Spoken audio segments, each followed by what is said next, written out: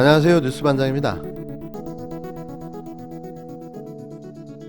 지난 2일 종양일보 정혜정 기자의 신박한 정부 비판 기사가 있었습니다. 일명 돌려가기죠.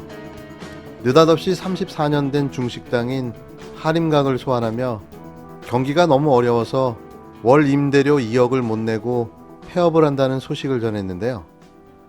이 어려운 와중에 월 임대료가 2억이라는 사실도 놀라웠지만 하림각이라는 34년 된 중식당도 결국 코로나 상황에 문을 닫고 마는구나 하는 아쉬움이 컸습니다. 개인적으로 근처에 살고 있어서 가끔 짜장면을 먹으러 갔던 터라 더욱 그랬는데요. 이 기사는 이렇게 시작됩니다. 1987년 개업한 서울 유명 중식당 하림각이 코로나19 여파로 영업을 잠정 중단했다. 2일 서울 종로구 부암동에 위치한 하림각에 영업 종료를 알리는 안내문이 붙었다. 하림각은 월 2억의 고액 임대료와 심각한 코로나19로 인한 경영 악화로 2021년 1월 1일부터 하림각 영업을 종료한다고 밝혔다. 다만 영업 종료를 알린 안내문과 달리 이날 남상의 하림각 대표이사이자 회장은 영업 종료는 아니고 임시 중단한다고 말했다.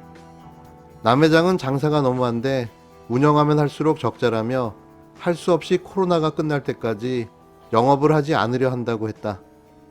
지난 1987년 개업한 하림각이 영업을 중단한 것은 이번이 처음이다. 다만 예식장은 그대로 영업할 예정인 것으로 알려졌다. 하림각은 최대 3,000명의 손님을 동시 수용할 수 있는 것으로 알려진 대규모 중식당이다. 정계 인사들이 참여하는 정당 워크숍이나 간담회, 오찬 등 행사도 많이 열린다. 현재 어려운 시국을 잘 설명해주는 듯한 기사였습니다. 그런데 이 기사에 반전이 있었는데요.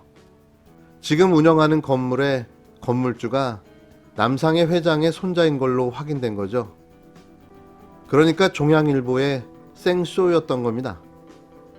설마 이런 내용을 확인하지도 않고 보도를 했을까요? 그냥 피식도 웃음이 나고 말았는데요. 종양일보 정혜정 기자는 고생이 너무 많습니다. 소설을 쓰려니 얼마나 힘들겠어요. 화이팅 하십시오. 그리고 꼭 신춘문예에 당선되기를 기도드립니다. 그러면 한 발 물러난 겁니까? 아니면 그 사면에 대한 신념은 확고하신 겁니까?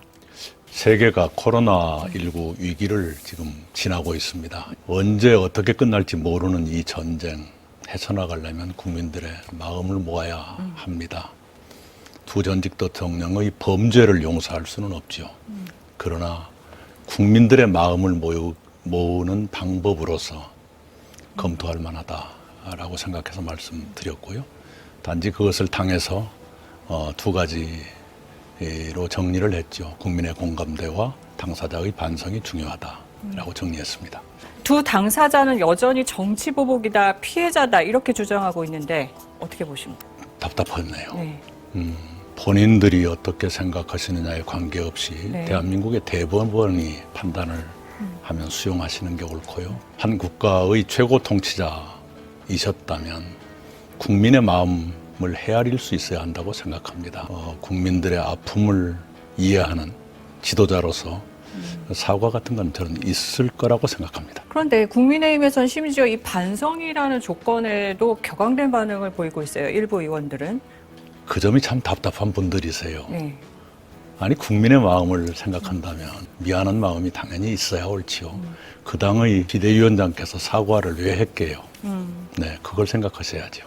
또 하나 지적은 이 정부 여당 지지율이 떨어지고 또 대표님 대선 주자로서의 지지율이 좀 처지니까 이 승부수를 던진 거라는 이른바 뭐 정치적인 계산이라는 비판도 있습니다. 저의 이익만 생각했다면 이런 얘기 않지요. 네.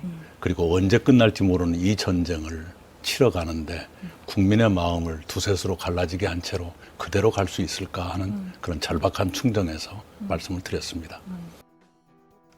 이분 이야기는 또 안 하려고 했는데요. 자꾸 눈에 띄니 그냥 넘어갈 재간이 없습니다. 어쩌면 자신의 일에는 이렇게 추진력이 강력하신지 연일 언론 플레이하느라 정신이 없는데요. 조국 전 장관, 추미애 법무부 장관, 김경수 도지사, 고 박원순 서울시장이 언론과 극우 세력의 문매를 맞을 때는 엄중 침묵을 유지하시던 그 모습과는 너무나도 대조적인 거죠. 같은 당 대권 주자들이 쓰러져 갈 때 그는 과연 무슨 생각을 하고 있었을까요? 신년 벽두부터 사면론 주장을 시작하며 민주당과 지지자 갈라치기, 대통령 국정 운영 부담 주기, 레임덕 가속화에 공수처 언론 개혁 시간 끌기, 거기에 부동산 정책 뒤흔들기까지 아주 난리가 났습니다. 더 이상 사면론 주장은 그만하시고 깨끗하게 백의종군 하시기 바랍니다. 모든 당원과 지지자 그리고 국민들이 반대하는 전직 대통령 사면을 왜 그토록 집착하는지 모르겠지만 이쯤 되면 물러나야죠. 적어도 이제는 당신의 진심이 무엇인지 모두가 알아버렸으니 말입니다. 자신의 목적을 위해 수단과 방법을 가리지 않는 모습, 그게 당신이었던 거죠. 지금까지 당신이 해왔던 정치 행보를 찾아보며 놀라운 점들을 발견했는데요. 저는 감히 확신합니다. 제가 그리고 우리가 당신에게 속았다는 사실을 말이죠. 4일 존재감 없는 대법원장이 긴 침묵을 깨고 입을 열었습니다. 대한민국에도 대법원장이 있었던 거죠. 저희가 깜빡 잊고 있었습니다. 김명수 대법원장이 신년 시무식에서 사회각 영역의 갈등과 대립이 심화되고 있고 그러한 갈등과 대립이 법원으로 밀려드는 현상이 지속되고 있다며 때로는 판결에 대한 정당한 비판을 넘어 법관 개개인에 대한 공격이 가해지는 우려스러운 상황이 벌어지기도 한다고 주장했는데요. 이어 재판 독립을 침해하는 부당한 외부의 공격에 대해서는 의연하고 단호하게 대처해 나갈 것이라고 말했습니다. 이 뒤끝 장렬은 뭐죠?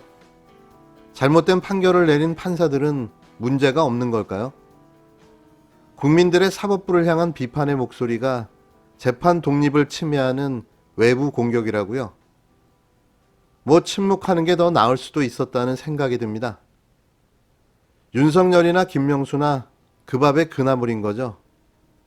그래서 손발이 척척 잘 맞아 떨어진 겁니다. 그래서 판사 사찰 문건도 아무 문제가 없다고 하는 거죠. 이런 이야기를 할 거면 판결의 공정성과 형평성부터 지적하는 게 옳은 게 아닌가요? 같은 죄에 대해 누구는 집행유예, 누구는 징역 4년 이러면서 재판부가 공격당한다고요? 비판받을 일을 했다면 비판을 받아야죠. 국가 최고 지도자인 대통령도 비판과 비난을 받는 마당에 무슨 판사가 그리 고귀한 존재인지 견제와 감시도 안 받겠다는 겁니까? 이러니 검찰개혁, 사법개혁, 언론개혁 타령을 하게 되는 겁니다. 언제쯤 대한민국 대법원장이 재구실을 할까요? 과연 그날은 올까요?